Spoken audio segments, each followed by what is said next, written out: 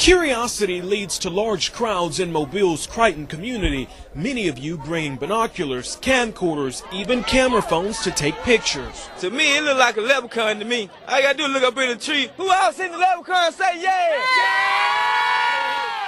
Eyewitnesses say the leprechaun only comes out at night. If you shine a light in its direction, it suddenly disappears. Others just came to get lucky in hopes a pot of gold may be buried under this tree. I'm gonna run a backhoe and uproot that tree. I want to know where the gold at. I want the gold. Give me the gold. I want the gold. This is Brian Johnson, NBC 15 News. People will do anything for a pot of gold. Now it's garbage.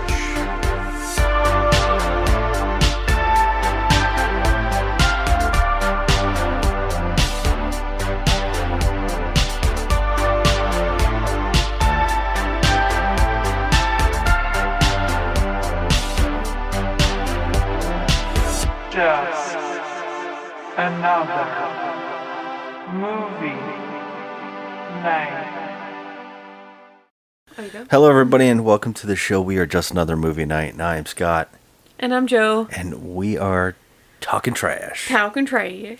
Talking trash indeed. This is our show to review, spoil, debate, crap on, and give second chances to the hated, the lowest rated, the much debated, and often forgotten flicks of the internet, all while asking the question, is this the worst movie ever made? And if it's not, what is? Because here on the show, we believe you can't truly review a movie without knowing what the worst is. And today, we are talking Leprechaun movies, because we've been talking about Leprechaun movies all month, and we are now on part 5? 5 in the hood. Yep. Because you know there's nothing worse than a lep in the hood. Lep in the hood. Because he's doing no good. Wow, oh wow. Wow. I mean, because like last week, okay, first off, this has been a roller coaster so far. Because the first week we watched Leprechaun in Vegas, part 3. And we had a blast. Yeah, that was a hoot. And then we were really excited to watch In Space. Because we figured, how could this go wrong after what, 5 was? I mean, part 3 was in Vegas. And it was a disaster. And it really kind of bored us. Yeah, that was a shame. I had high hopes for the space one. Yeah. And you know what? Back on track, baby. Back on track. Because I don't know what the Lep's talking about. He's doing all good. In the hood. He's doing all good in the hood. Because this movie is a friggin' blast. This movie is just the right kind of shit that you just really want to laugh at and have a good time with. And it's got a checklist. Right? It does. It's got a checklist. It wants to not only bring back what was fun about the Leprechaun, but also check off every box of every cliche you've ever seen in these kind of movies. Yes. Right? I don't know. I don't think this would be like the whole blaxploitation genre of filmmaking. I don't really think it is. No, but they knew exactly what they were doing. But they kind of were doing that Yes. new school Yes. blaxploitation, which I adore it. I do too. It's on the nose and it's hysterical. Yeah. I just really, really love that whole vibe of not giving a shit, going for it, and mocking yourself. Because this movie just goes out of its way to make jokes about every kind of aspect. It really does. Of those, blaxploitation films. They checked off everything. and it is just going for it. This felt like, if you told me this was Scary Movie 5, I would believe it, Yes. Because it feels like that. It does really feel like that, especially like the way it was filmed, and it was very on the nose. Like they knew exactly what they were going for, and they accomplished their goal for sure. So yes, absolutely. Now, this is from the director and writer of movies like Witchcraft, Call Girl, Sexual Predator, and The Kids Who Saved Last Summer. What the hell? I have no idea. We got to check out that one. We've not seen any of those. Yeah, I know. How's that possible? I'm shocked. I was when I was looking into this. He's also directed on Criminal Minds. I don't know. He's got such an odd resume. His name is Rob Spera. Okay. Now, how much do you think this one cost? Because we've been on a really bad track record of trying to guess the budgets of these movies. Okay, I can tell you that this one had to have no budget. It really had to have no budget. I'm shocked about this too. The filming, some of the scenes, they look like there was like fake walls put up. Yes. And paper mache things. Yeah. And no, I'm gonna say this film had a budget of maybe $500,000, if that. Well, if that. That's. Well, let me ask I feel you like this: it's generous. More or less than Space, the last movie? I feel like it had less of a budget than Yeah. Space. Do you think that because it's years later, that inflation is that much different? No, but then again, they had to pay Ice-T, you know? I was wondering about that too. Okay, this actually had a $1.4 million budget, Wow. according to what I could find on the internet. Now, Okay. what I'm learning about doing this show is that I need to do better research. Because I usually don't. I just like to watch the movie and give honest, first thought opinions with a little bit of like jokes on the side that I can find on the internet. What I'm figuring out is that you can't trust those sources on the internet at all, because I think I've fallen for some jokes a few times. What do you mean? I'm pretty damn sure I've fallen for a couple jokes. Like, I think I made during one of our episodes, I think I quoted a fact that I thought was a fact that I think was just a joke that someone put on the online. Oh. I couldn't find any information about it later, and I was thinking about it, and I was like, okay, that was gotta be a joke. Well, So alright. this one, again, has jokes in the trivia on IMDb. There's no way that they're real, because I can't find any facts about where that reference came from. So I don't believe any of the IMDb trivia on this thing. I mean, I guess anyone can put a trivia factoid on there, right? And it's kind of odd because, you can downvote it and usually get rid of it, maybe. Mm-hmm. But this time I'm like, no way. These are fake, I didn't read any of the trivia. It has to be. I leave Now, that stuff I to even you. feel like looking at the budget for this movie, I was like, how? Where did this budget come from? Well, here's the thing. I told you right off the bat that, first of all the locations that they did film, like, pawn stores and like a makeshift church, it looked like just, everything was made by plaster. The walls are plaster. It just did not seem like a real place, like a filming location. The only thing I did tell you was that when the three leads were walking down a back alley, I said to you, I'm like, that's where Ricky got shot in Boys in the Hood. And I mean, it's not, because it looks like the back alley of wherever they're probably filming. Well, they're supposed to be in Compton, but that's exactly, I was like, oh my God, that looks like the back alley where Ricky got shot. And that's, Yeah. it just did. I've seen Boys in the Hood 900 times, so I was like, I think it is. But that's the only time that I thought that there was a filming location, when they were in like any back alley, because I felt like everything was made out of just plaster and it was just crap. Yeah. So, I mean, I don't know. There was like a fact about it online, and I don't believe it's true, so I'm not even going to state it. And I keep saying a fact, but like trivia online. A tidbit. Yeah, and the tidbit, I'm like, I believe it. At the same time, I don't believe it, because I was watching the movie and I didn't see the same exact set a lot of the time. Now, I knew that they were in houses. Yeah, one was an apartment. One was two actually were in an apartment. It was his grandma or whatever apartment, and then the transvestite's apartment, and then a back alley, and then a couple of pawn shops, and then the church. There's Yeah. like only a couple locations, it seemed. Yeah, and there's like a club, and there's a couple places, and I was trying to stare at if it was the same place with changing set. I was going to point that out to you. The club, I think, is the same location as the church, because they just moved everything out of the church. I told you the church looked like an office. It didn't even look like a church. It looked like it I had a noticed it too. bulletin board. It was ridiculous. It looked like It's someone's house, I think, yeah, with no it furniture was, in it, except yeah. on the walls you could see like bookshelves and stuff. Yeah, it just looked like an office. It didn't look at all like a church. I mean, they put things around like some fake, cheap looking crucifix in the background, and they had a podium with like a cheap crucifix on it. Yeah, exactly. But I mean, that's the extent of their set decorations. I Yeah. mean, it was very really, bad. really poor. Yeah.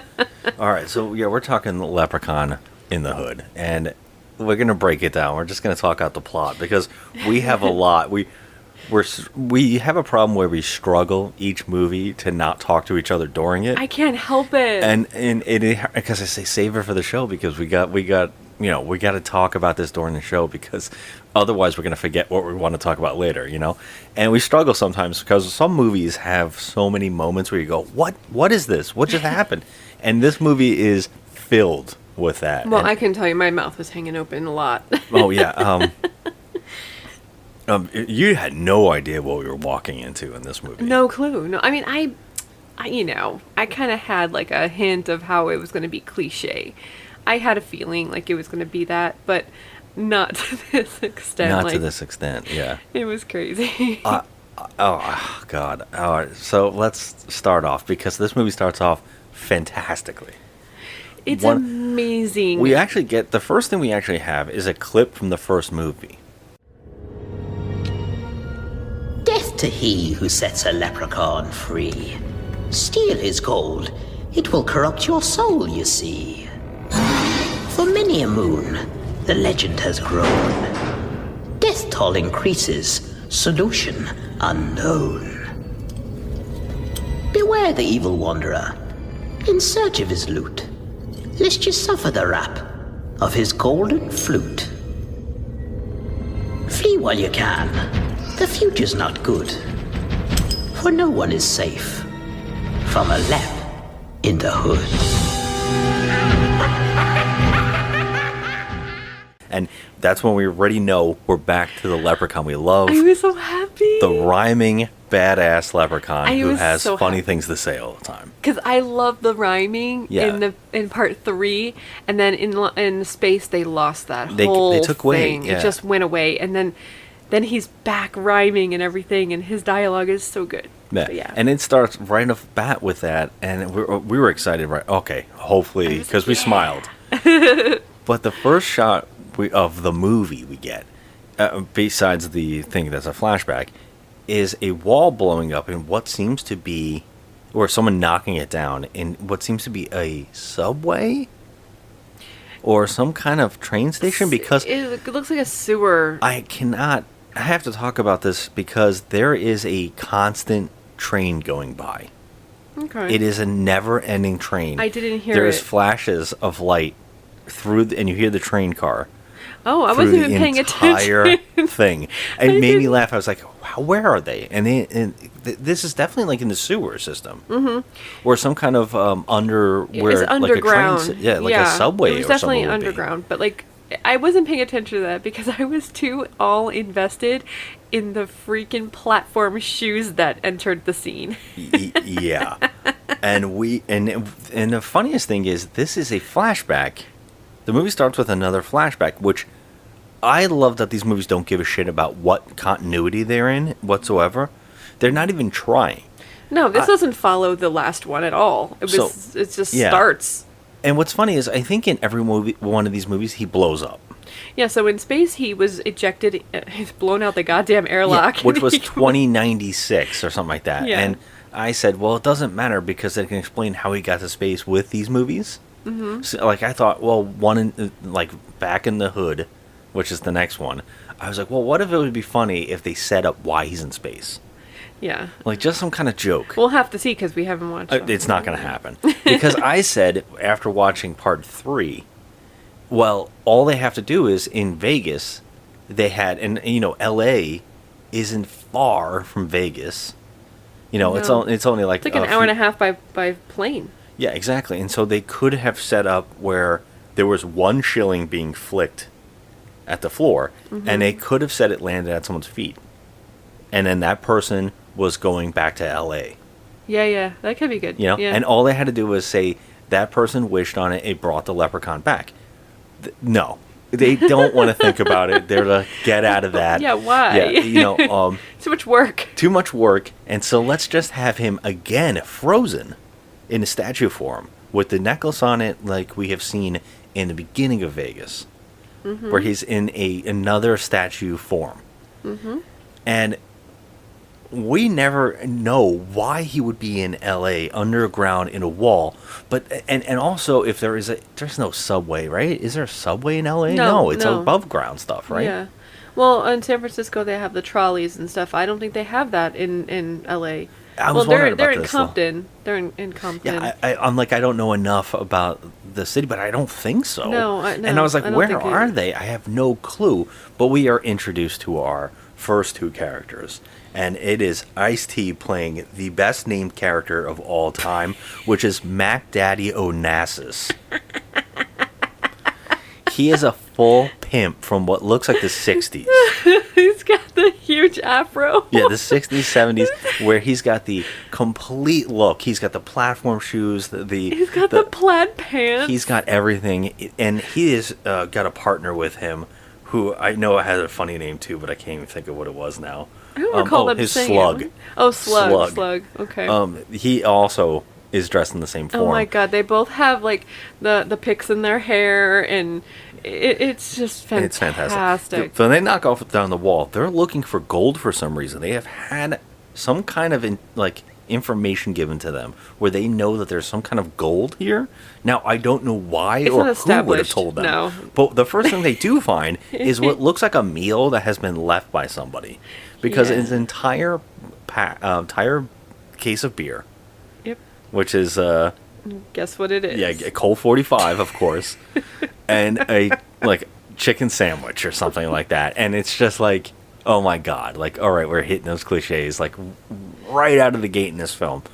And there's no gold, so these two are, one's mad at the other. And he throws him, because he's joking. He's like, well, at least we got a chicken sandwich that looks like it's, brand new. He's about to eat the chicken sandwich that's been sitting there. I don't even know if it's chicken sandwich. I think it might have been a burger. It might have been a burger. You said, how old is it? I said, it looks kind of new. Yeah, so who's down there drinking a case of Colt 45? Yeah, who's... Is this some kind of worker that also gave him information? We don't know. But he gets mad at the guy for saying that, and Ice-T throws this dude, Slug, through a wall. Because, that's what buddies do. Yeah, so just Slug throw goes my flying, friends around. And when he actually knocks down a wall, and then on the other side of the wall is the frozen leprechaun. He's in his petrified state because he has the amulet around his neck. Yeah. And which is actual information or lore, which is crazy to say lore in the Leprechaun film. Yeah. There is a lore, kind of. Yeah. And this movie goes on that lore a little bit, a little bit. And yeah, you're right. He's got the amulet around his neck, and that's what petrifies him. That's what keeps him, under control. And so they see, Ice-T and his companion see that there's a huge pot of gold and riches and all sorts of necklaces and whatever, but Ice-T doesn't care about the gold and the jewelry. He cares about the flute. There's a golden flute never established in the lore. In the pot, and he wants that flute. For some reason, Ice-T knows that it's very powerful or something. It is the smallest little flute you've ever seen. I mean, he doesn't even care about anything else. There's a lot of gold there, and there's an amulet, a gold amulet around this thing's neck, and he's not interested in that. He wants a flute, which is great, but I mean, we never establish why he knows about the flute. He acts like he knows about it. Yeah, because he says this is all I wanted. The only thing I wanted. Yeah, and you would hope that they're going to tell us how he knew about this. No. This movie doesn't care about that. Why at all. bother? Because the other guy, while he's playing with looking at the flute outside of the wall, the other guy starts going for the riches. He, of course, instead of taking a pot of gold, he has to remove the amulet because everybody's drawn to removing that amulet. Yep. So he removes it, and the leprechaun is loose, and he kills him in one of the. I'm like, there's no movie's ever done this yet. Okay, but we didn't see it. We saw the aftermath. He sees that he has the pick in his hair, and so the leprechaun steals the pick from his hair, and he stabs him in the throat with it. And I was like, they were just coming up with. It was good. I don't like using this word, but I'll say bangers. This movie's got some great moment ideas. It was good. Free at last! Free at at last. That was- Thank God Almighty. Free at last. He goes after Ice-T for the flute because he wants his flute back. Now, in this one, he's not going to say me shilling. He's going to say me flute. He doesn't even say me flute. I wish he did, but he wants his flute. Ice-T is able to use steam from on the floor. He sees a switch, and he flips it to shoot steam in the Leprechaun's face, which makes him fall back perfectly on a... There's like a mousetrap built in this place because for some reason there's a plank of wood that when he falls on it, it hits the necklace up in the air and it flies down perfectly around his neck and freezes him again. Yep. It was amazing. That was a really great scene. Yeah. So I was like, yep, it's going to go right around his big hat. His big hat. And it it's going to does. fit perfectly And around he doesn't it. move. Nope, he doesn't try to, tuck and roll out of the way. He just lets it happen. There's He no gets magic being petrified used. again. Yeah. Oh So my he's God. frozen in a new way, which is funny because it looks like the exact same way, although he was like down on the floor. Yeah, well, they had to reuse the same plaster statue Kind of, because they yeah. didn't have a budget. I wonder what happened to the one from 3. I don't know. You would think that they would just keep recycling that, They probably destroyed that shit. They're probably like... Probably. Someone stole it, We're probably. never going to ever have another one of these movies. You they know, it's thought. in someone's garden somewhere. I Oh hope my it's in God, I Davis's. want that in our garden. I hope it's in Davis's. Somewhere it's just like he's got a statue in his garden of the Leprechaun frozen. Oh my God, what if Warwick Davis does have it? That would be amazing. I mean, I want it for our front yard. I wish I could have it too. All of our neighbors would just love us. Our neighbors love us anyway. Yeah, We're right, good at sure. Halloween. Yeah. So, okay. We flash forward now and we get to we're introduced to our main characters. Okay? And these are some great main characters, okay? We are introduced to a rap group. Yeah. I don't even know, a hip hop band. They're a hip hop trio. They're a hip hop trio. There is Postmaster P. Because he spreads positive messages. But I'm sorry, no, excuse me. He delivers positive messages in his rap. So that's why he's called Postmaster. Yes, and the character that's listening to him, they're trying to play music for a guy who's can hire the group, I guess. And this guy's like, "What is this Postmaster P shit?" And then he's like, "What's P for positive messages?" He's like, "You ain't bringing no. You never went to." Someone says something like, "You never went to the army." That's right. He's like, "You weren't in no army." Yeah, Postmaster General, and he's like, "It's P for positive messages." And I'm like, "Okay, I already like you." He's trying to bring positive messages to, he says, his community instead of this gangster rap. Yeah. Now, I don't think you realize who this guy is. I really don't. Who You is should. This is Anthony Montgomery, who we've actually met because he is on Star Enterprise. Trek! Oh my God! He is Oh my God! Mayweather, the pilot of the Enterprise. He's Travis Mayweather. Holy shit! You know what? I knew that I was looking at somebody that was familiar to me, but I did not know he had that body under that uniform. He is jacked. He looks really good in this movie. I mean, Oh like, my God! and I'm really mad that we met him and I couldn't go and say him. Oh my God! His Postmaster P. Well, it's because we hadn't seen this at that point. I'm mad at myself for we not met knowing him, about it. Holy shit. Oh my God. We met him at a Star Trek convention in Las Vegas, and his signature is on our wall, and I did not recognize him until he just pointed it Could out. have said Postmaster P. You finally got to Vegas Oh my God. because that's his entire Son of a plot in this bitch. movie. I missed an opportunity To say that creep. Do you think anybody said it to him? Oh my God, no, because those nerds would not have watched this movie. I don't think they would have. And we gotta point this out because Oh, and I say nerd as a positive thing, by the way. I'm a nerd. yeah, We're Star everybody- Trek fans. You know, it's so like in a debate if that's a positive thing or not. It Everybody is. says that geek is better and all that stuff. I don't know. Anyways, I think geek is offensive. because it's just a broad term, nerd. Like we like everything. I mean, like yeah, a well, lot of stuff. Yeah, we definitely have a lot of fandoms that we love. So I mean, I'm proud to be a nerd. Yeah. I'm a nerd of a lot of things. Is a geek one you only like one thing? You're a geek for it? I don't know. I don't know any. feel like It's a weird thing. I don't like the word geek. But we have to talk about this because we on the show we've mentioned before every time we've had an occurrence we've met people. We actually had a pretty positive but negative experience while meeting the the cast of Enterprise.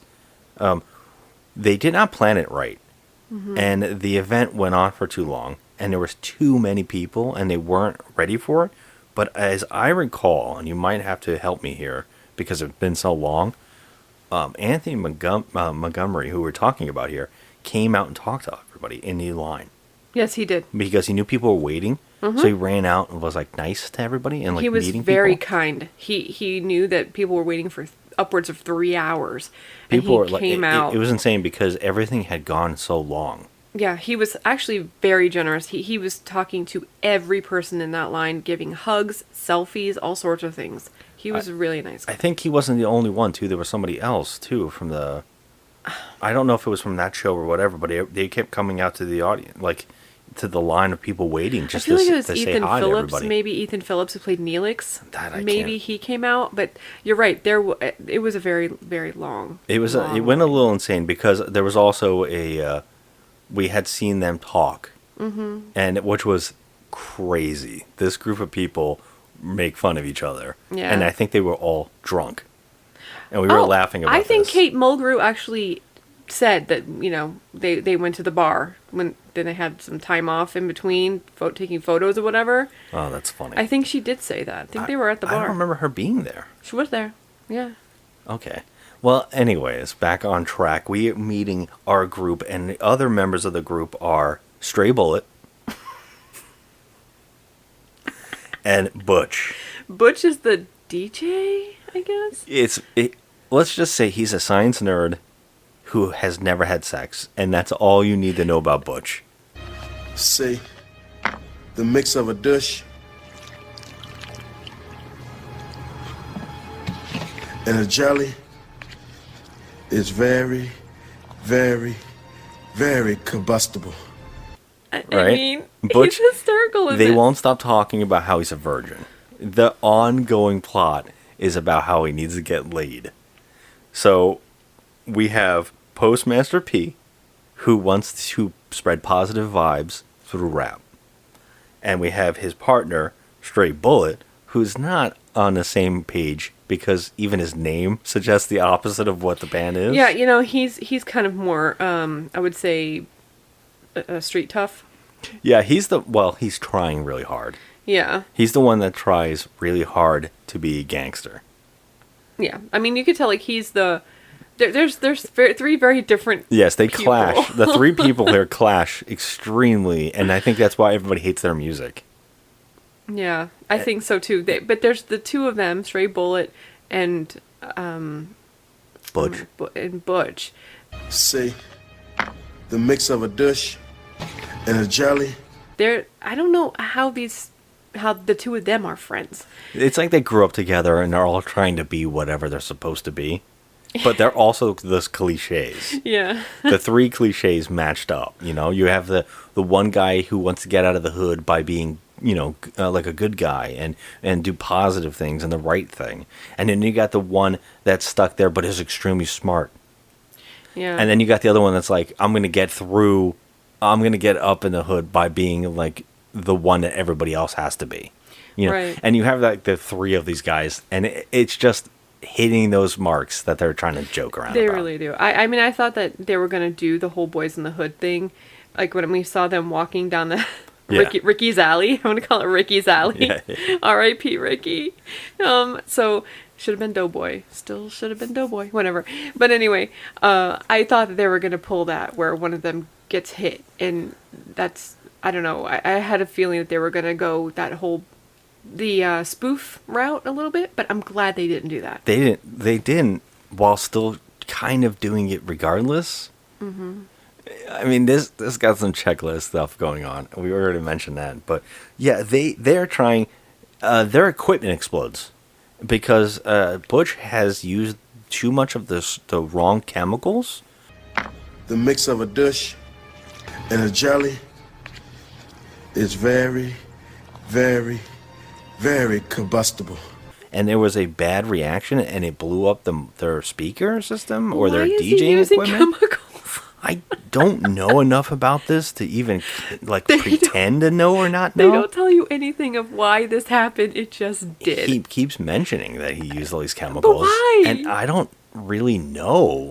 I can't even begin to pretend that I know. He doesn't. Well, it makes no sense. They basically are told that they suck and they need to get out of there. But they need to get enough money because they're going to hit the show in Vegas. Yeah, I guess that they're in the preliminary state where they have to go through this one dude, and he has to say, "Okay, you passed the test." It's like American Idol. Like I thought they wanted to sponsor virtually. No, I think that they had to perform for him, and he had to vouch. I think he was like, maybe he was part of the record company. You know what it is? They're looking for a venue because that guy owns the venue. In the movie that you know they're hoping to play at and hoping that that talent agent guy will come out and see them and tell them to go to Vegas. That's right. Yeah, that's right. And the guy who owns he hates him. He hated them. Oh yeah. They told him to get the hell out, and they get out, of course, and we see them go around trying to sell a Jimi Hendrix guitar. At least that's what they're telling all of the pawn shops. They're pawn shop hopping, and they're trying to get money because they have to fix their equipment that, for some reason, Butch decided to put chemicals in. I don't even know. I don't even know. It makes no sense, but whatever. Their equipment doesn't work, so they need to get money. So they're trying to like sell off some crap. We get to meet two. I guess are both pawn store people. I don't really know who they are, and it is run by a guy named Jackie D. Jackie D, and he is friggin' hilarious. Here he is. He's ruling the dialogue. He's in a shitload of stuff. Do we meet him first before we meet Mr. Chow? Yes, Chow's the second runner-up. Oh God, Mr. Chow! They ADR'd him big time. I don't think so. I think they did. I don't know about that. Well, Jackie D tells him to get the hell out because he knows that Jimmy. Because they tell everybody that we got this. My uncle played with Jimmy back in 71. 1971. And then he's like, didn't Hendrix die in 70? And they're like, I don't know, man. And he's like, he played psychedelic. What was it? Psychodelapalooza or something. Palooza. Psychodelapalooza. And he's like, really? Psychodelapalooza, huh? All right. And he's like, get the hell out of my store. I know you guys are ripping everybody off. So they leave and they go to this other store to sell the guitar to Chow. And who is the typical Asian character in all these movies, right? Like the one Asian guy who's like, you know, he wants to be down. He wants to be like really hip, you know, with the youngsters. He wants to be in a music video. Yeah. He wants to get all the bitches, is what he's saying. All the bitches. Can we please talk for 1 second? If there's any of you listening that have actually seen this movie, I need to know what is going on with the merchandise in this pawn store. Yeah, he seems to sell like a convenience store. It's like a convenience store. However, there's a jar full of some sort of appendage. I think it's supposed to be that like Asian market, so everything is like, you know, perceived as gross. Okay. You know what I mean? But it's not. It's just like weird jarred things. It's so weird that Butch is actually looking at it, and he goes to grab the jar, and Chow's like, "Don't touch that."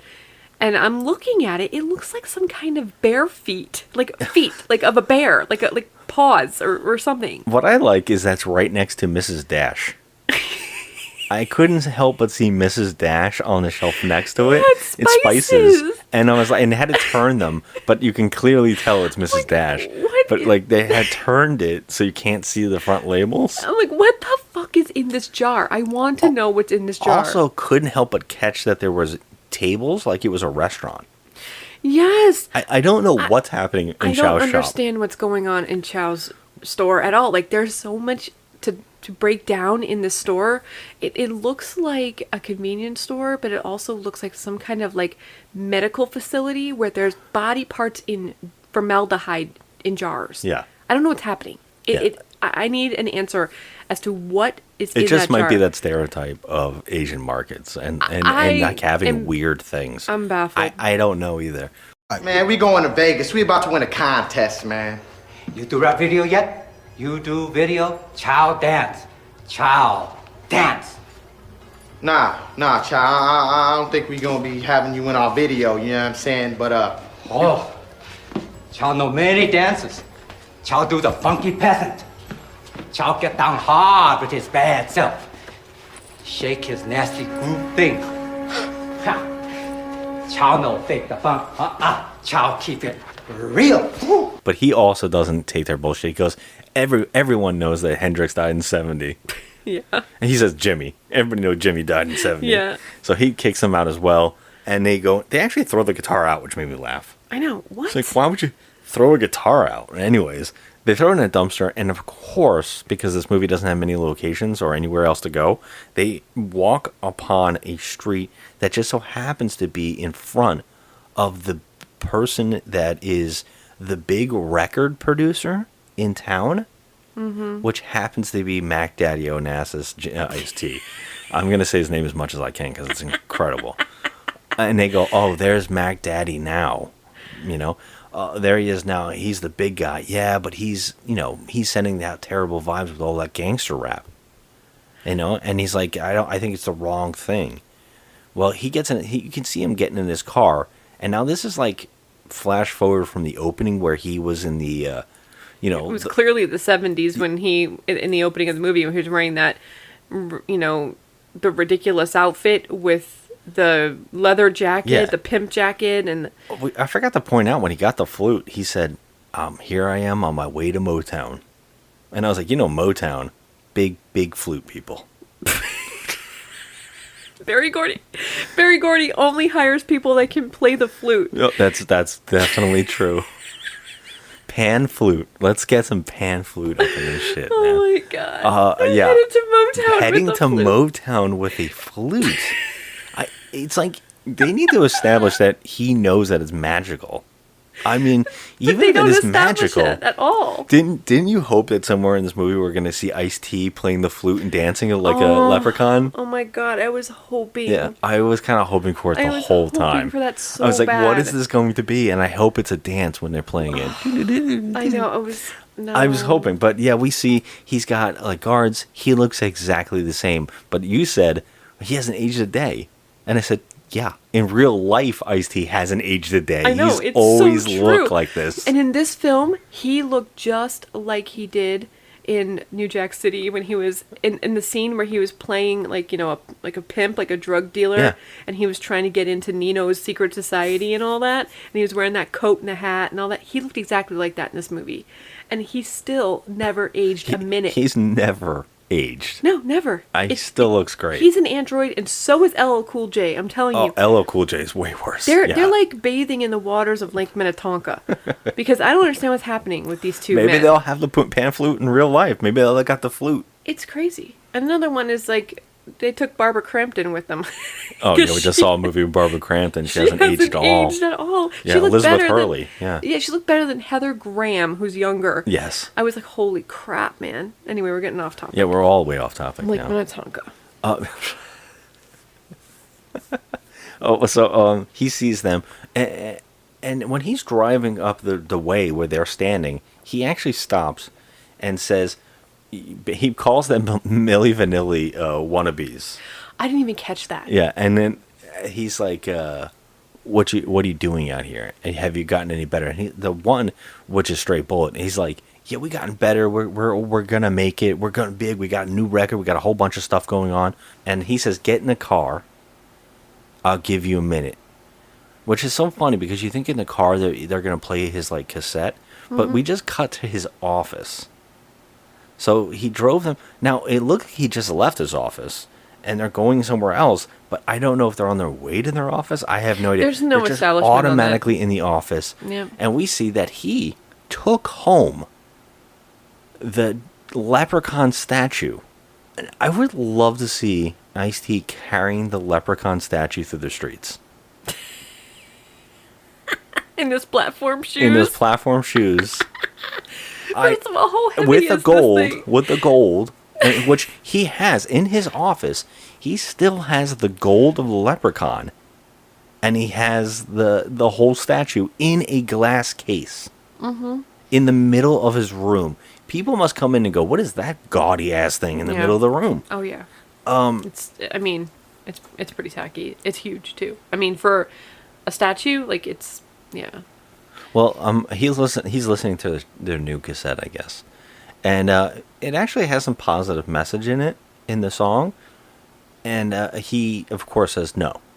He says you guys have gotten better. There's definitely something here, but not this shit. And he breaks his cassette, and he tells him, "We all about killing hoes and dealing drugs in here." He's like, "You got to get some serious. You got to make some changes." And he's like, "Well, what kind of changes?" He's like, "Machine gun death and shit like that, and stabbing your homies in the face." He's like, "You got to shoot your homies." And they're like, "Well, we're trying to spread positive messages and give a better tone to the community." And he's like, "Hell no, we're not about that. We're not about that shit. Get out of my office." So Stray Bullet's kind of like, I'm on board, and he's like, "You know what? I gave you enough time to think it over. You didn't say yes in time. Get the hell out of my office." Mm-hmm. And he's like, or I'll slap your mama in the mouth again. Something crazy like I usually do. Like he calls his mom like a hoe or something. Yeah. It is, and he's pissed at Stray Bullet, and rightfully so. I was thinking. Hell yeah. I mean, he insulted his mother for what reasoning? Pretty crazy. Terrible. And they're kicked out. And that, of course, leads them into wanting to get revenge. And Stray Bullet has come up with an idea that he should rob them. They should go and rob Ice-T and steal his money. And because he's out, the best time is when he's out of the office where they could just go break in and steal. Postmaster P ain't down for that. He is not down for that until he is. And then he says, "Okay, I'm with you guys now." And you got that whole thing where they're like, "I got a gun and we're strapped," or the whole thing. And how the one that's the funniest to me is Butch. Like, why would Butch go along with it at all? He doesn't seem like the guy at all. Especially, I mean, neither one of them, Postmaster P either, because his whole thing is like spreading positivity. I just love that he keeps saying Postmaster P with a straight face. Obviously, I'm not with a straight face. I'm cracking up over here. Well, and here's our favorite bit. They go rob Mac Daddy Onassis' house. Now, first off, stop trying to say it with a straight face, Scott. Mac Daddy Onassis. Now, we're just going to point this out. He got the magical flute and is supposed to be the big in the big times. Yeah. He's still in the hood with a shack. Yes. Like he's living in nothing. He doesn't seem like he has any power. Right. People like scared of him, but not really. He only has one goon. One goon. And he's three guys that are not even pros are able to break into his place with no problem. No problem. There's no surveillance. Yeah. Now, he's rich, we're to assume. Assuming. Okay. Because, the flute has given him, I don't know, I mean, power? How? How? Okay, they don't establish that. It just happens. And they just break into his office. With no problem. No problem. And they're able to steal everything. But of course, Butch has to blow open the glass and get the leprechaun's necklace. Of course he has to take the necklace. Of course. But not before they take all the coins and the jewelry and the gun that he had in his desk. And also one of your pet peeves, the flute. The flute. Is there. Which is your pet peeve of why would the guy leave the thing behind as the most important thing to him? No, actually he didn't. It was on him. Oh, you're right. He was on him. Okay, so that's the only thing he cares about. They did one thing right in continuity that he wouldn't have let that flute go. He would never have left that flute behind. He left all the other shit behind, but he would never leave that flute. So he walked in on them robbing the shit out of his office, and they shot him. Yeah, and it's funny because his Postmaster P shoots Mac Daddy Onassis. But it was an accident, Scott. He only spreads positivity. He doesn't want to hurt anyone. Except when he's spreading bullets. He shoots Mac Daddy Onassis in the chest, right? And that's when the flute falls out. And he feels really bad for shooting in person, but not enough to not steal his flute. Oh, he steals the flute because the flute is in his hand. It's like on a little necklace, like a little bracelet, I guess. It goes around his wrist. So he keeps it there. And it was around his wrist and he took it. Surprisingly, surprisingly, Butch takes the fucking amulet. Of course. Like, why would you take it? First of all, someone just got shot. Like, I would be running for my life out of there. Yeah. And they see the leprechaun. Now, the Postmaster P isn't shocked that he has killed somebody. Yeah. But once they see the leprechaun, he unloads the gun with no concern. No concern at all. Into the leprechaun. And they run away with all the jewels. With all the loot. The flute and the amulet. Yep. And that leaves a completely blown apart leprechaun to come back together. And we find out that Mac Daddy Onassis is also not dead because he has taken one of the shillings and made a necklace that perfectly blocked the bullet. Mm-hmm. It was quite the miracle of science. So he's alive, and he notices that his flute is gone, but not before he sees that the leprechaun is coming together again. Yeah. And the leprechaun is able to, like, attack him, but he's able to get away and go to his club. Yeah, so he's all disheveled. He's all fucked up. You know, he's, like, just winded, and he goes to his club where his goon is, right? Isn't his goon there? No, it's Why not is his goon not ever with him? I don't know. And I have a whole thing to point out at the end of this movie. I think there's something that was cut. The editing in this movie is next level weird. It is bizarre. Well, he goes to the club and he runs to the bathroom to smoke some chronic. Okay. That's what you need. You need chronic. Easy, bro. Need to relax. Cool out. Smoke a joint. Yeah. I love this club. It is the tackiest floor, and it's like all red and white. I know that they were filming somewhere else, but I don't know where the hell this is being filmed at. This has got to be a back room somewhere, and this is like just an old abandoned toilet in a hotel or something. It could have been like an old like TV set in like Universal Studios or something. It could be. Because it doesn't seem like any of these rooms are real rooms. It just seems like they're walls that were just redressed, you know? It could be old sets from old things, yeah. It was so weird. So he makes his way into the bathroom so he can smoke a joint. And oh my god, the leprechaun is standing on the sink. Yes. He's standing right there next to him, watching him smoke.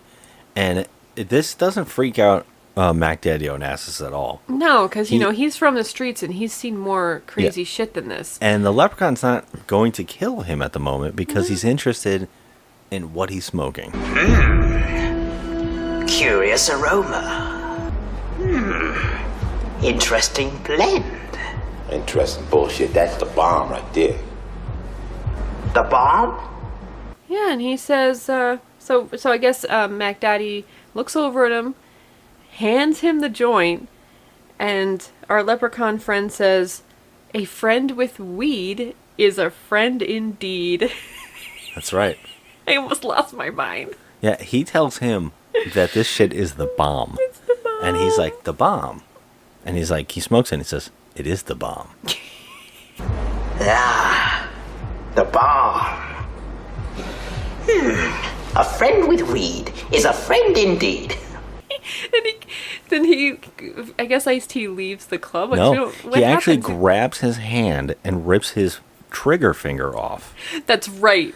And he tells him that you will find the people who stole my gold. And if you don't, you'll die. I think he says something like, you will find my shillings, or there'll be some killings. And, I love it. I love don't. it. This is the first time we've seen the leprechaun employ help. It's amazing. And it's actually kind of intelligent. Like, why wouldn't he employ help? Because he can have minions do the things for him in all these movies. Yes. But he never does because he's extremely selfish, and that's one of his like things. But he's so interested in weed that he's like, you know what? I'm going to give you a second chance. Go find my shillings. Well, go find my gold. Go find my flute. Yeah. He wants his flute back. He wants the flute, and Ice-T wants the flute. So Mac Daddy Onassis runs out of the club to go find it, and he passes by the bartender, and we can see that there's like the back room here is like a stage. Mm-hmm. And the bartender, he says to the guy, get that fucker. right? And the bartender's like, what's going on? And he sees the leprechaun in the coming out of the bathroom. And he's like... He says, God damn, you little ugly motherfucker. Yeah, he does. I don't even remember what the leprechaun says back. Dying. He goes, God. and the leprechaun just like pushes him, like force pushes him against the instruments. And he's like, I'm going to wrap this fucking metal around your head. And he grabs the mic stand. Yeah, it's a mic stand. And he goes to swing it at him, but the leprechaun grabs it, and it's able to create some kind of electric current into him. As we know, the leprechaun can do this.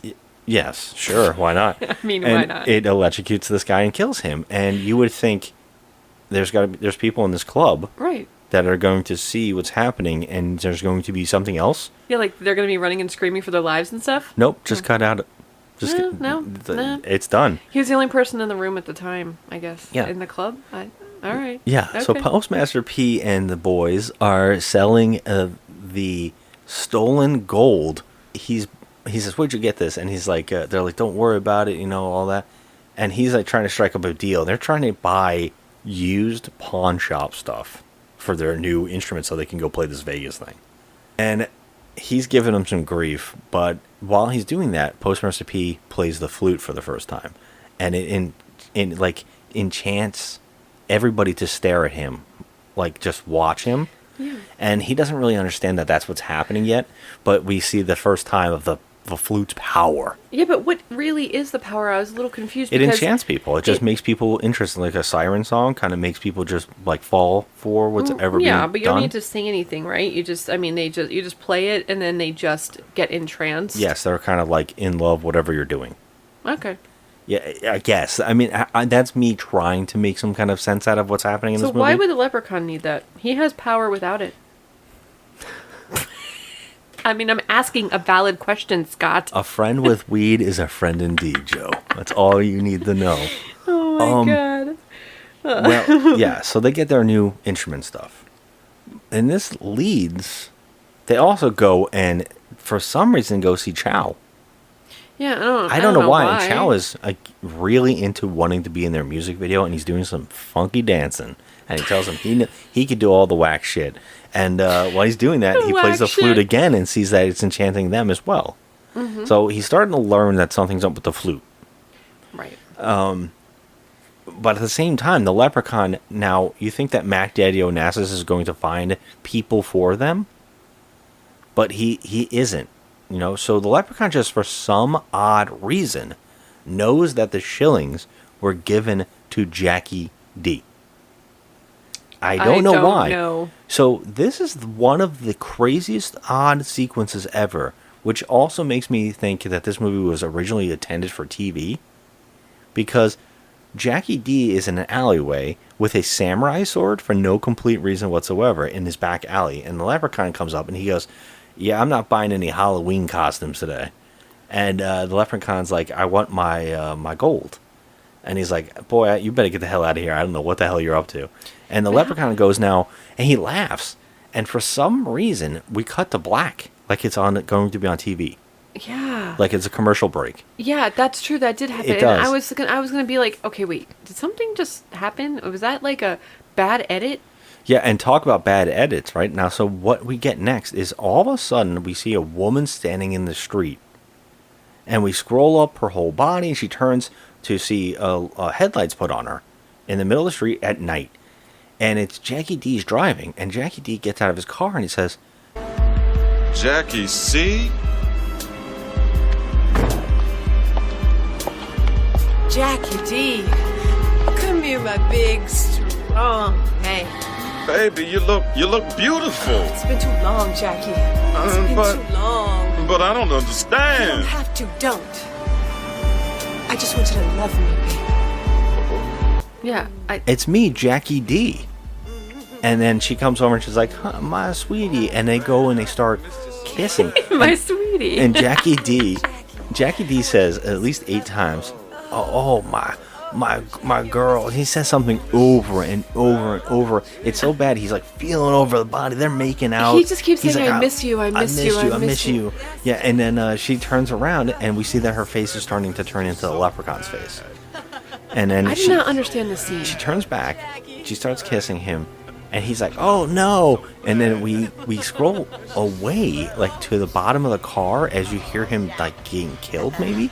But what all of a sudden we get a shot of as we hear him dying is a leprechaun in a black room. It was so weird. I asked you, I'm like, wait, is he in the trunk? Yeah, we didn't understand. I what was like, happening? is he like driving her like a robot? Are we inside of her now? Like, I didn't understand. What I know, this is some next level terrible editing. What this actually is later on in the movie, he is put into a safe. Yeah. And the exact same shot is this shot. Yes. So what they did was they took a clip of that part of him being in the safe and they trimmed it in here without telling us what the hell was happening. It was baffling. I was like, wait a minute, I don't understand. Yeah. I don't understand what's going on with this woman.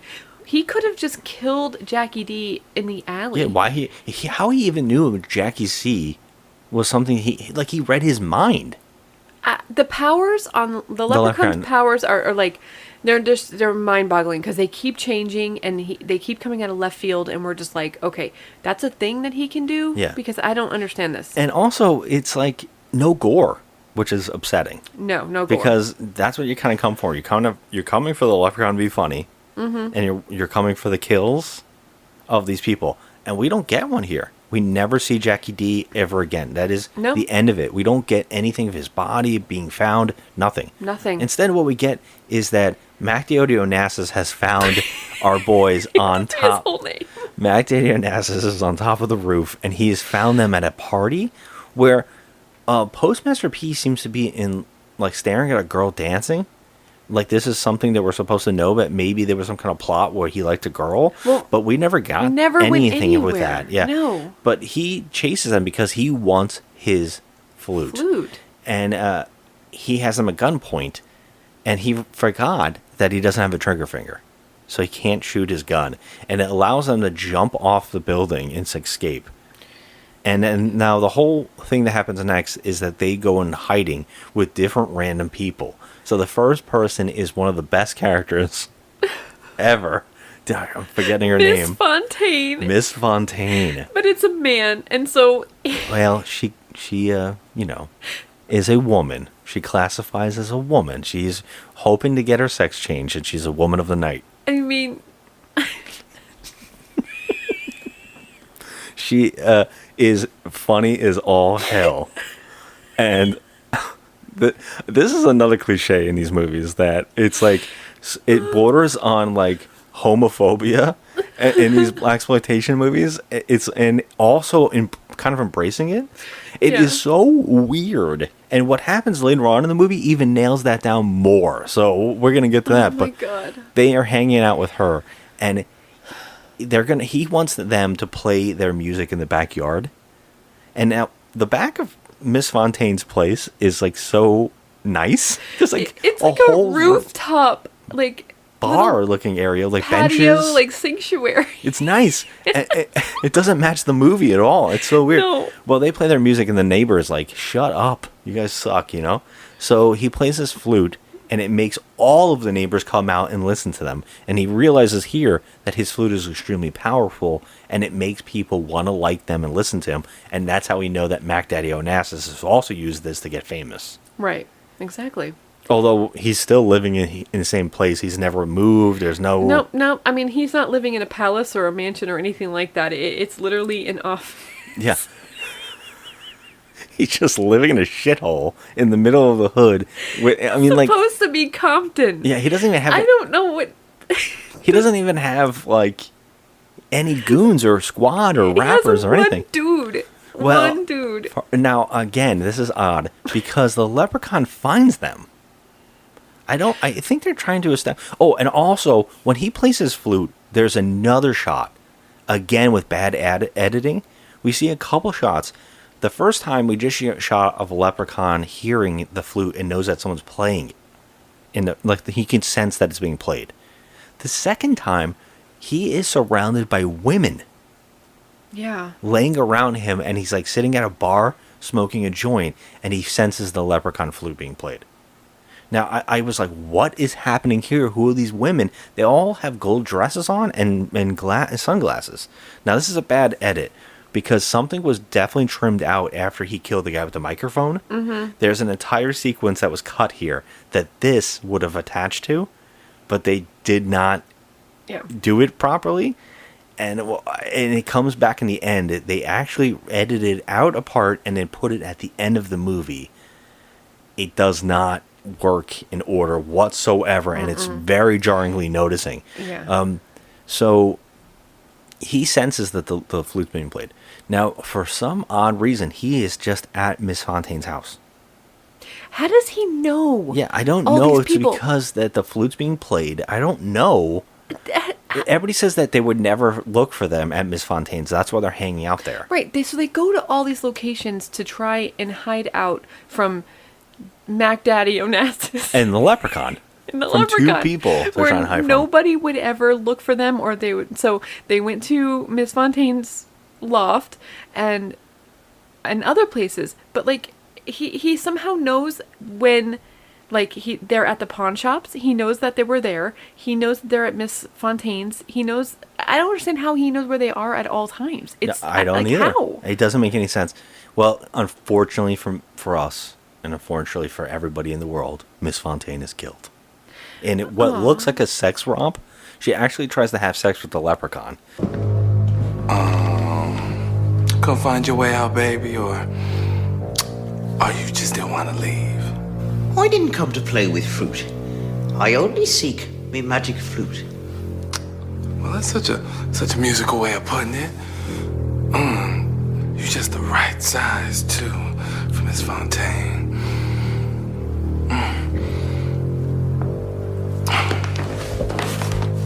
Now, I hope you ain't a screamer, because, I got me some company.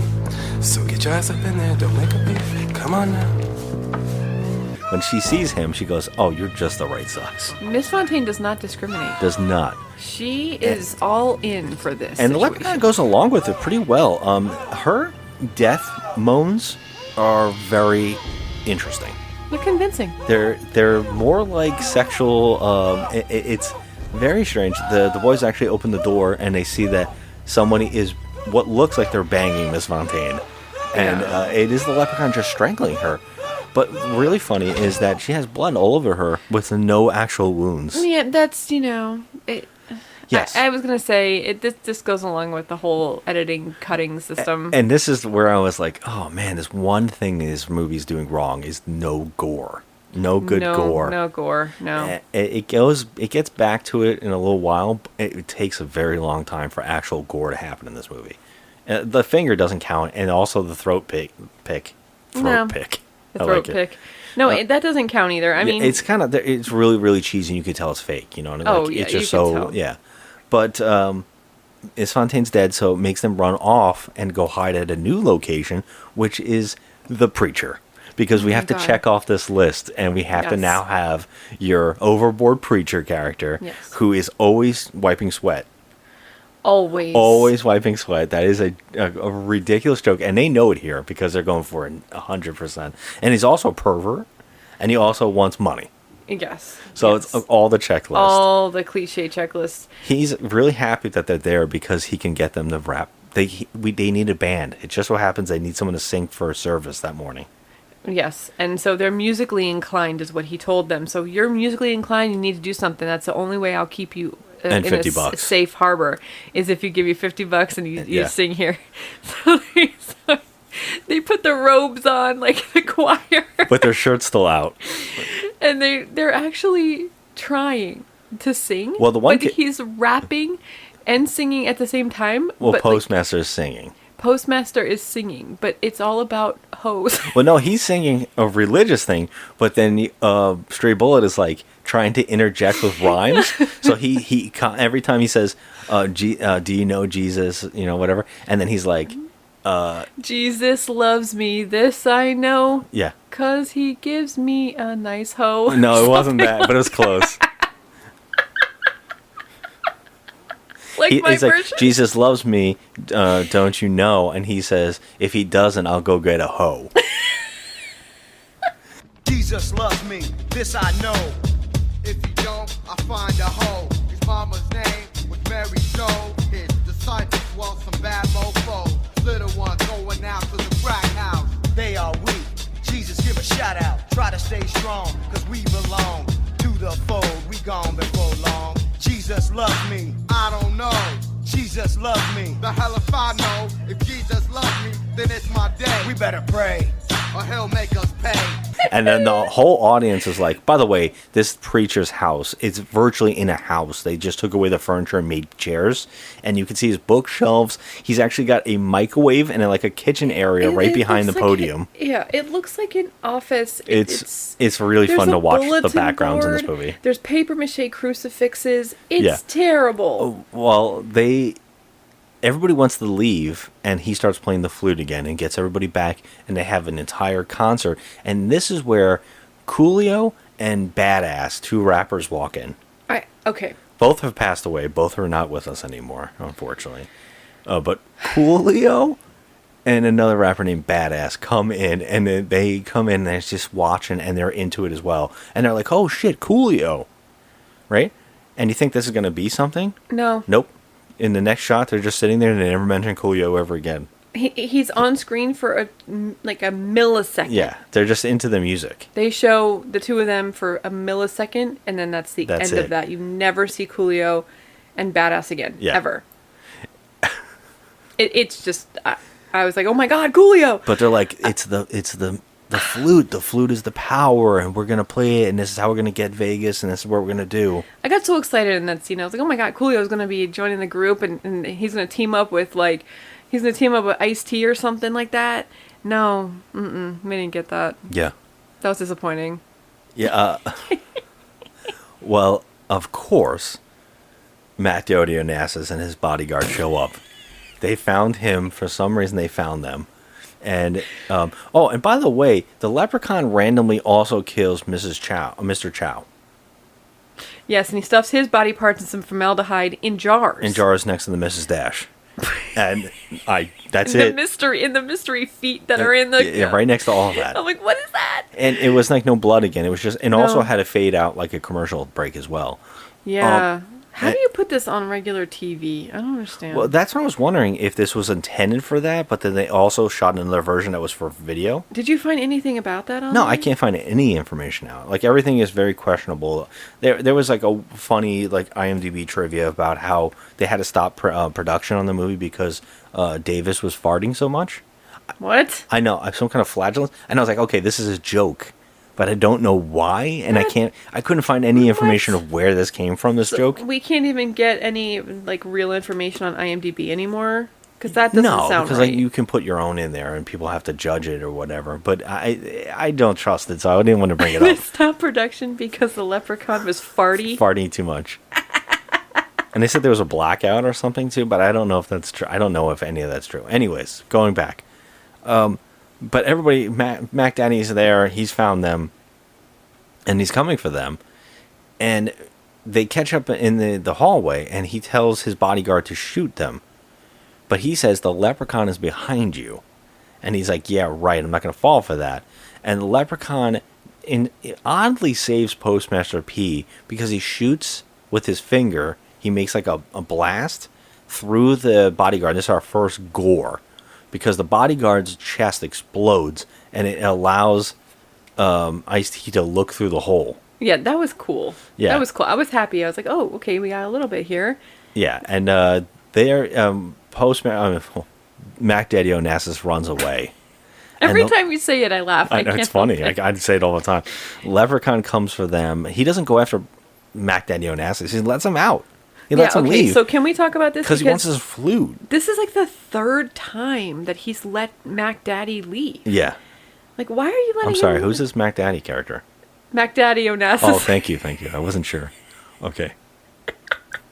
Yes, he leaves him alone a lot. Wait, there was a reason that he calls himself that. His name is not really Onassis. He's not Greek. It's Jackie Onassis. It's like a joke. No, I thought they were saying that it's because he snatches asses or something. Probably. The yeah. asses or something like that because he's a pimp. Oh, that's right. They're talking about that before. I forgot that when they saw him, like, oh, Mac Daniel, why do they call him that? And he's Right. like, because he gets all the ass or something like that. Yeah, all the asses. Only asses or something like that. Who knows? Anyway. It was a stupid explanation for calling yourself Onassis, but it was funny. Well, they're able to run in the room with the preacher in his room. And for some reason, the leprechaun pets the door for a little bit. That was a weird moment. I thought that was going to be something, like he was doing a magic spell. Yeah. He just is rubbing his hand all over it, making a noise. He wheels over a safe, and their idea is to let him run in like a Looney Tunes character through the doorway, and he'll go into the safe and they can shut him in. And it works. It works. They actually lock him in a safe. And that's the shot I was talking about, where you see him inside the safe, which is like a dark room, like a black room that he's sitting in, and there's only like a light on his face. And that's the same shot from earlier in the movie where Jackie D gets killed. Well, a safe wouldn't have a light coming through. Yeah, you know what I mean. Yeah, they do it just to make sure because you can see that he's in that him. room and then that locked area. But he has magic powers. You're telling me Yes. this is going to hold him. Okay, because Well- he can come together after being blown up. So Well, they say that they're going to pay him to hold the leprechaun in the safe for them. No problem with the dead body upstairs. there's a guy with a hole in his chest No upstairs. problem there. They're not going to do anything about Nah, that. just leave him. He's fine. He's all right. He's all right. And they are going to go do the show. And they go do it. And he is there alone. Now, the leprechaun uses his first time he uses an ability. This is the first time we've ever seen this power. He is able to control women.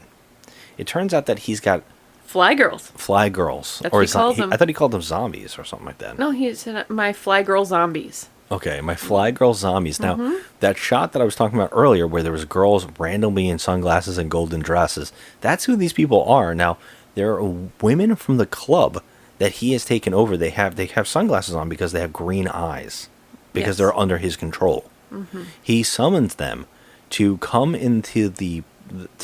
to the preacher, and the preacher automatically just wants to rape this girl. Yeah. Instantly. He's so rapey. into it, yeah. So rapey. But now magically the leprechaun is loose. Yeah, well, No explanation we're just here to whatsoever. assume that one of his zombie fly girls let him out of that safe. Somehow got upstairs, Okay. unlocked it, somehow knew the code. He has incredible power. Who Why kn- would he be ever stuck in a safe? Yeah, Like, if it's this easy. he could blow a hole through someone's chest. He can't blow up Yeah, the safe what if they and put get him out. in the safe and then threw him at the bottom of the ocean? Like, threw him in the Right. ocean. Like, could he just be stuck there forever? Right. I mean, Or would he have to get his fly scuba divers? His zombie scuba divers. in their gold dresses. In their gold dresses. Yeah, and the leprechaun punches a hole through the preacher and kills him. He's got his hand through his chest or whatever. Yeah, that was fun. So what we have cut out here is that how and when he possessed these girls.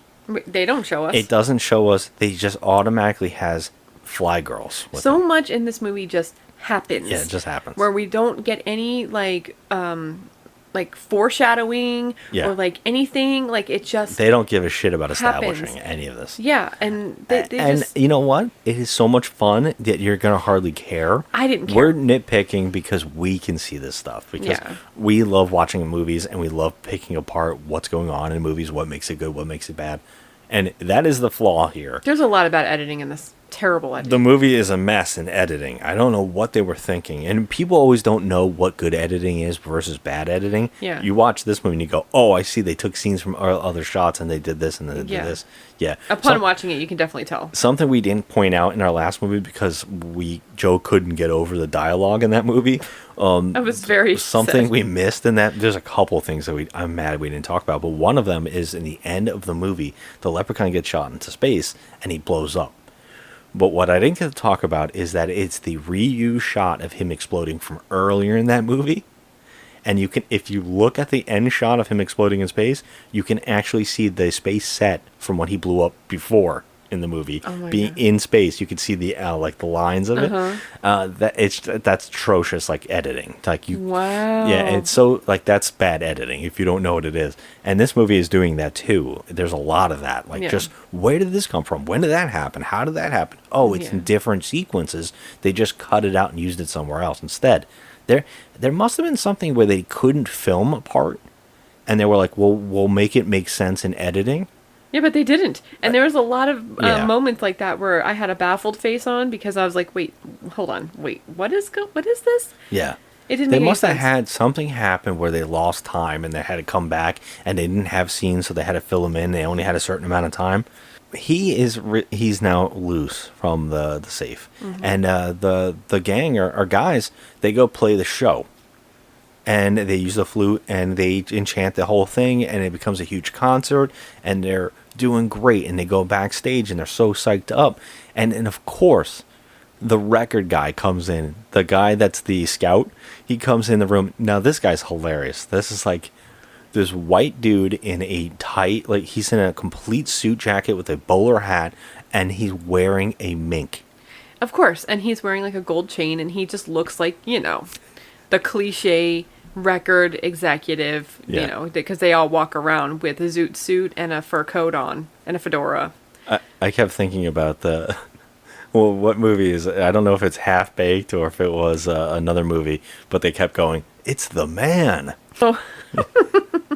They go back, he goes, "You guys were great, and you're made it to Vegas. Now all you have to do is meet me at LAX tomorrow." I love how you call it lax.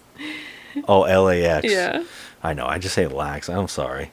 But I just like how you make up words sometimes. I almost spit my water all over the place. All right, you meet me at LAX. I thought he said LAX. I don't know why. You meet me at LAX, and we're going to go to Vegas and do the show. And they're like, "Yeah, we did it." And he leaves, and then all the flag girls come in, and they're like, "Whoa, women." And I thought there were groupies because they're like in really tight gold dresses and looking all fly. yeah. You know what, though? How does that happen? Oh, yeah, no, the leprechaun comes in, and he comes in, and he makes him point a gun.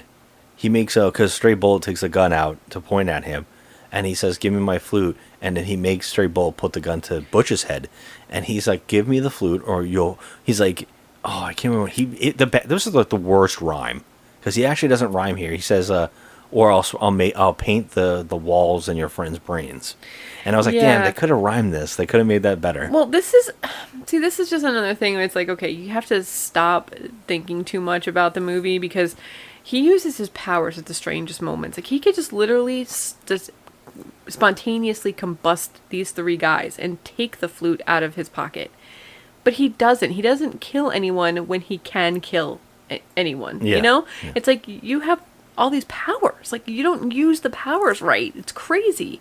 So Stray Bullet's pointing the gun at Butch, but for some reason, I guess they say, all right, give him the freaking flute. I'm gonna die. I don't want to die. So he gives him the flute, right? Doesn't he give him the flute at that moment? He gives him the flute, but then he, for some reason, attacks him from behind, and he turns around and freezes him. That's right. And then he makes Stray Bullet shoot himself. And he does. I was like, holy shit. I was like, I can't believe Stray Bullet's out. Yeah, Stray Bullet is dead. And for some odd reason, the next shot of it is of him dead in a car. Well, they put him in a car. Postmaster P takes his gun. The murder weapon. I don't even know why. So that was really strange because he shot himself. Yeah. So his fingerprints would be on that gun. We're thinking too much CSI here. Oh, I know. It's just a movie. But, yeah. It was actually the preacher's gun, too, which everybody apparently knows about. So he has the gun. The murder weapon is attached to the person that everybody knows. That guy's also dead. Yeah. Well, it doesn't matter. Now, Postmaster P, they basically go separate ways, Butch and him. Now, what we forgot to talk about was that another cliche in these movies is that he lives with his grandma, and his grandma is a blind woman. Of course. Of course. And she's the trash talking the grandma. She cooks for everybody and makes it with spicy food, spicy hot sauce, and everybody eats it. But he goes back home to her, and we get a scene for no reason where the leprechaun just shows up in her house. Yeah. And we were like, what? And again, how does he know where... He already has the flute. He let Postmaster P live for some odd reason. He never does that. No. And he went to the grandma's house. He doesn't even know her. And he has no reason to go after Postmaster P anymore. Because he has the flute. So we get an entire scene where the blind grandma tries to feed the leprechaun, and she's sticking food in the air, and he's missing his mouth, and he finally eats it. The last time that she tries to give it to him, she stabs out his eyeball with a fork, and Postmaster P jumps up out of a dream. It was a dream. And then there's a knock at the door, and there's another jump scare with the leprechaun, and he wakes out of the dream for a second time. But why do we even need that? I don't know. I guess so he can have his revelation that they need to take the leprechaun out. I don't think so. I mean, that's the moment he has the revelation, and he goes to Butch, and he's like, No, hey. Butch actually knocks on the door right after this. Or Butch, yeah, he comes to the house. And another odd thing is Butch is wearing this weird headpiece, like sunglasses with the lights on them for no reason. Like what the scientists wear when they're trying to like when you're working on dissect something in front of you, like Yeah. a watch or something, you have the light on your eyes that you can see. And I was like, why is he going wearing on? it? There's no explanation on it. He wears it from now on too. It's really strange. Yeah, there's no explanation. I was like, wait, why do we need this? What is going on? Like, they were going to do something or say something about why? Yeah, No, nothing. No. And he tells him, I'm here because I know you're going to go for the flute. And he goes, how did you know? And he goes, I just figured you would. And you're not going to do it alone. I have a plan. And he goes, you do? I don't know how we're supposed to get near the leprechaun. And he goes, well, it turns out that the leprechaun is bringing hose up to his apartment. Every day he's bringing hose up, but they disappear. They never come back out. And he goes, I think they're fucking them to death. The leprechaun got a goddamn room upstairs. He got them zombie hoes hypnotizing people, taking them up to him every night. Word? What for? I think he fucking them to death. What the hell is this twist, right? And we even see a scene of him getting women to bring women to him. Yes, he does. Where are they going? It's so odd. And now this is if you think there's anything odd going on in this movie, this next bit is the most odd thing I've ever seen because Butch has a plan. And that plan can only be one thing. See, the mix of a dish and a jelly is very, very combustible. Well, if he's getting bitches up in his apartment, we gotta dress like women. And so we get Postmaster P and Butch an entire montage of dressing like women. Oh my god! And I'm talking like those moments in the movies where like the woman puts the stockings on and she's like running her hands up her leg, yes, in a sultry manner. That kind of shit. This is like Wong Fu. Like that movie Wong Fu. This is really odd. Oh my god. It is like that. And these two, first of all, the Yes. facial hair and all that, whatever. That's happening. And Postmaster P is jacked. He is so ripped that he looks so off-putting in this dress. He does. It's ridiculous. It's like Bugs Bunny when he was dressed like a woman. It is very odd. Or if like The Rock was wearing an evening gown. I mean, it'd be ridiculous. But yeah, it's ridiculous. That's their plan. And the funny thing is, they go to the bar, and he gives. And now, it turns out that he has found a book for dummies on leprechauns. Leprechauns for dummies. And he says that it's 4-leaf clovers. If you get a leprechaun to ingest a 4-leaf clover, you can take away his power for a little bit and beat him. So he has rolled it into a joint, and he somehow he has found a 4-leaf clover and rolled it into a joint. He brings the joint to the bar and gives it to the fly girls, which automatically wakes them out of their trance by them saying, the lep in the hood up to no good. And they all break out of their trance from smoking this joint. And he releases them. Now remember, he dressed in drag just to give these girls a joint. Why? So they can wake out of their trance. And now everybody's gone. Nobody's here. So they get up in an elevator and go up to where the leprechaun is, where he's sleeping. In drag. And by the way, Butch is still wearing the light thing on his head, even in drag. Yes, and you know what's funny about this whole situation is they could have just did what Ice-T did and you know, said, hey, let's smoke together, you know, or let's let bygones be bygones. You got the flute, whatever. and let's smoke together. And they could have just done that. They did not have to dress in drag at all. Yeah. And so the Leprechaun makes Postmaster P get on his lap as a woman, and then he tries to get him to give him a hand job. Can I please say the quote? Sure. Okay, so these two walk in their dresses, and the Leprechaun looks at them, and he says, "Come closer, my fresh young lass. Let me take a look at ya before I tap that ass." Awesome. I clap. I said, this is the moment where I was clapping and going, I knew they were going to get there. I didn't know how they were going to say it, but I knew he was going to say something like It's this. the best line in the movie. So he gets him to smoke the joint, and he passes out from the clover, and they're able to steal the Leprechaun's flute. Now, you think that now that they have this opportunity, they can kill him? Yeah. Because he is just going to come back for them again. Yes, but you have to understand that it's Ice-T that has the amulet. Yeah, but they could have done anything. I like how you said amulet. You went amulet. Amulet. It's like Schitt's Creek. He's going to come back for them. So why do this? Why not stop him? Why not put him in another safe? Why not drop him off the thing? Because he doesn't have flag girls anymore. That's true. He has no slaves to take over. That's How true. would he escape, right? Anything. They could have came up with, they have no plan. No. So they just leave the elevator, they go back downstairs to the club, and when they get out of the doors, they're shot at. And by Mac Daddy Onassis. He's back to kick their asses. And it turns out he did shoot and kill Butch. I was upset. Butch dies, and he says, "Not in drag." Not in drag. And he dies. But he's also a virgin. Yeah, that's right. He never say nothing about that. He actually does. He says, the offensive way of saying it, do they have women in heaven? That's what he asked for. Oh, that's right, yeah. Yeah, he said it more offensively, but I'm not going to say it. He is killed.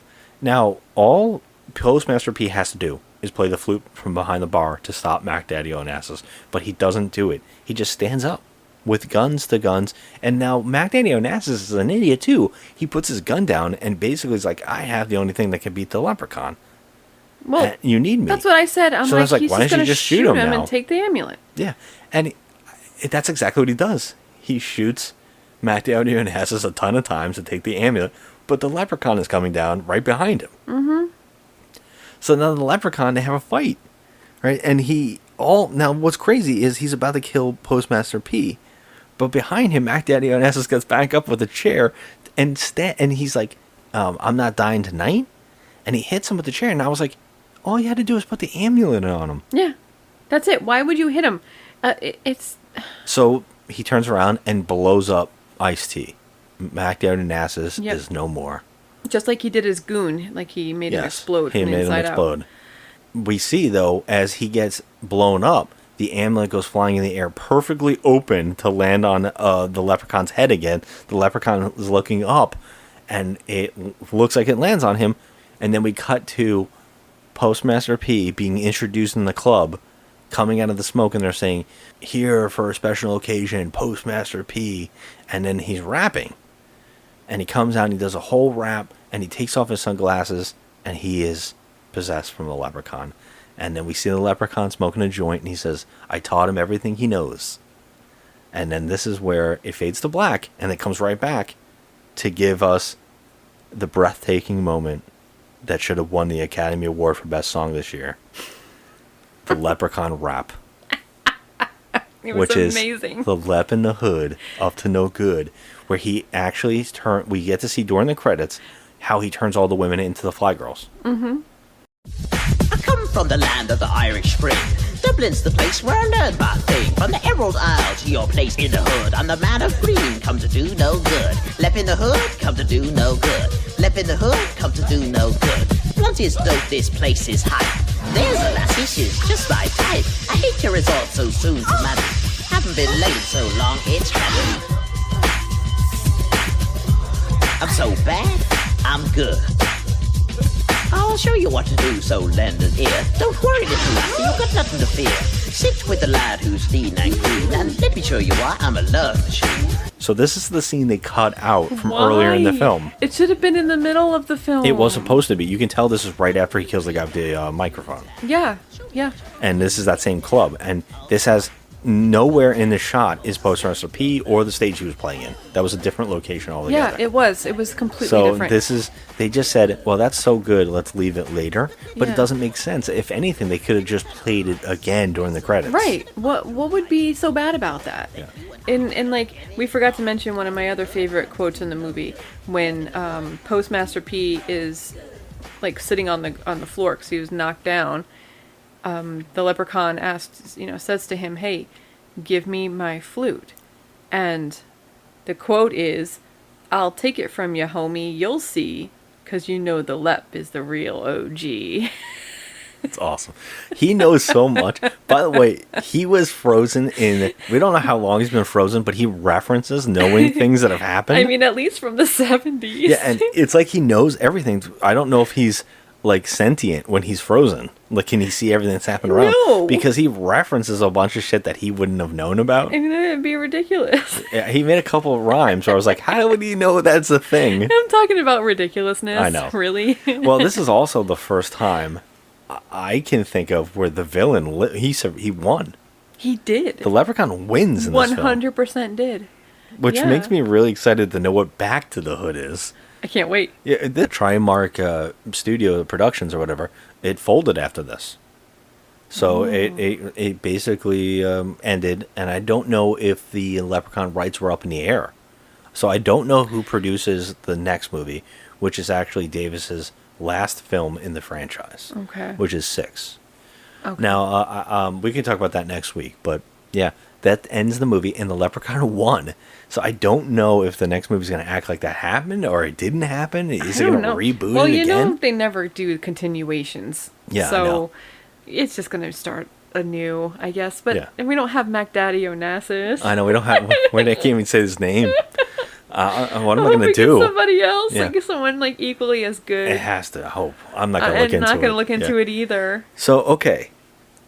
Now, is this the worst movie ever made? No. Absolutely not.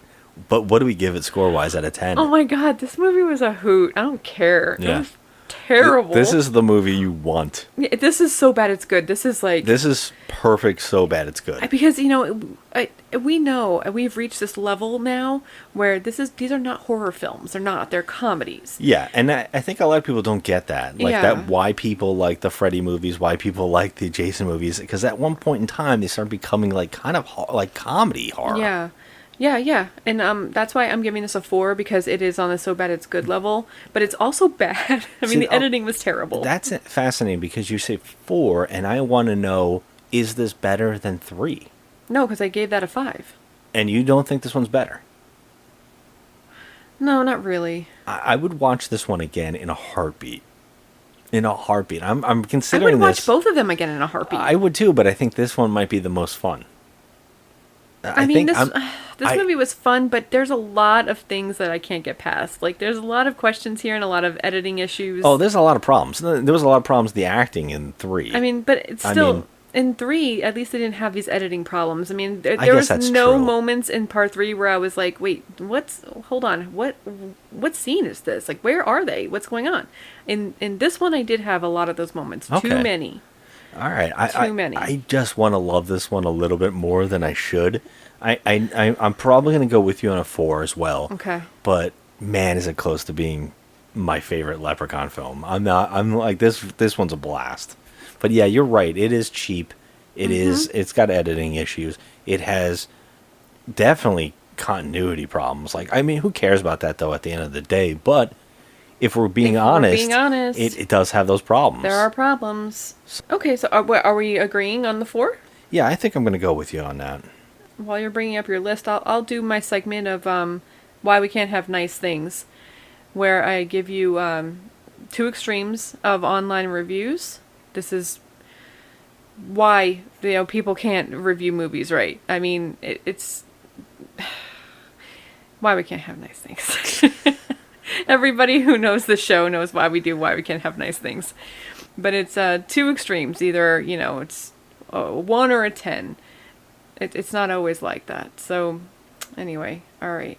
2 extremes here. And I'm going to give you the 10 first, because it's a 10 out of 10. It's one of the only reviews that's a 10 that is not for comedy and, whatever. This is titled Amazing.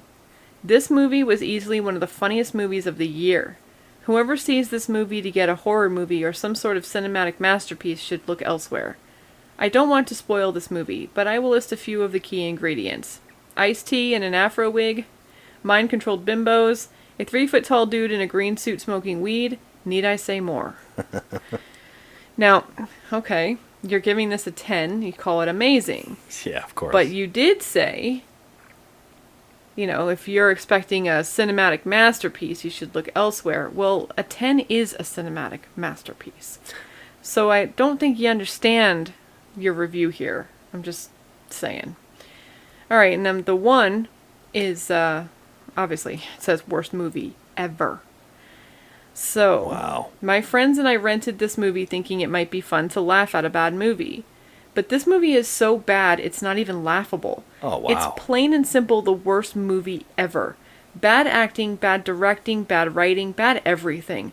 I'm ashamed to say I saw it, and I think I'll spend the rest of my life purging it from my memory. Oh, boy. Okay, That's first of all, ridiculous. you forget what the filmmakers are going for here. And yes, it's a bad movie, but it knows that it's not Citizen Kane here. I mean, it's not a good movie. They know that they're doing schlock and they're doing, you know, comedy. This is not it's not supposed to be an Oscar-worthy movie here. You know? I can't believe that they can't find enjoyment in this movie. A bunch of people getting together laughing. This one's hilarious. I mean, what kind of friends do you have that you're sitting around watching something this ridiculous and you can't even giggle? Yeah, I mean, come on. That's wild. It's mind-boggling. I mean, you guys don't know how to crack a smile. There's a lot of fun in this movie. There's a lot of, and I guess people have different sense of humor, and I understand that, and I respect that. But there's some scenes in this movie where you're just like, come on, that's a giggle. His rhyming is a giggle. It's funny. I wouldn't say there's probably not a moment in this movie that isn't kind of laughable. Right, but even like if you can't find any moments, there's got to be one. Like especially when he says, "I'm going to tap that ass." Like yeah, exactly. It's just funny, you know. Yeah. Like come on, just relax yourself, have a drink, and laugh a little bit. Don't take everything so seriously. This movie is not taking itself seriously. They know what they're doing. Yeah. Well, I mean, since we both admit that this isn't the worst movie ever made, and we always ask what is, on our list, this is our 27th movie we're adding to our list of trying to rank these movies that we've done, and we started that only 27 movies ago. So I'm just going to jump right to it and guess we both agree that this movie is better than Madam Web. Oh my god. This movie is better than Madam Web. So is this better or worse than The Exorcist Believer?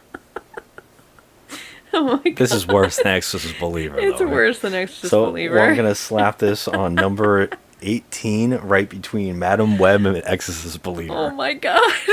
Never did they think this movie would ever land on that kind of a list. Congratulations. Yeah. Oh my god. What have we become? I know, What really. have we become? We should put ourselves on the movie ranking misfits. There you go. Yeah. So this was a great one. I don't think next week will even add up to this one. There's no way, but also there should be no way to fail. But I think they will. I'm not hyped because we got two good ones so far and one bad one. Well, let me tell you though, if they keep up with this, you know how he's rhyming If and he the rhymes schluckiness, and he's smoking joints and he's joking around about rap, and I'm fine. I'm in. Fine. You know, Davis, I read an interview with him and he was asked about this movie and he said that this is the one that probably nailed it, and he said this probably was the most fun of all of them. Okay. He said he was extremely nervous to do the rap in the movie, and that he actually had to ask his co-stars, hey, what do? I have no idea. And he says they kind of helped me out, but I just got out there and did it. And he's like, still to this day, people have come up to me and done the rap. He's like, it blows my mind because I can't remember the damn words. Aw. So he's so cute. He says I had a blast doing this one. So that's awesome. He had a good time. Yeah. He's a national treasure. He is. He really is. All right, so yeah, till next week, and we'll see. We're going back to the hood next week. Yeah. Yeah. So thanks for listening, everybody. You can hit us up on social media on Instagram at Just Another Movie Night and Joe at The Crafty Misfit. She's making some nice stuff. Go check it out. And she even has leprechaun ones. Leprechaun earrings. I do. I have leprechaun earrings, and this is our Warwick Davis actually drinking a pint. And that's too bad my it's not earrings. smoking a joint. And it's, yeah, that's what it is. Too bad, yeah, smoking a joint. So thanks for everybody. And hit us up if you disagree with us or think this is like the worst one. I would love to know why, because this is a blast. Or if you want to go back and pause that scene in Mr. Chow's pawn shop where there's bare feet in a jar, because I need to know what Tell us what the hell's going on in there. Yeah, thanks for listening, everybody. Have a good one. Bye.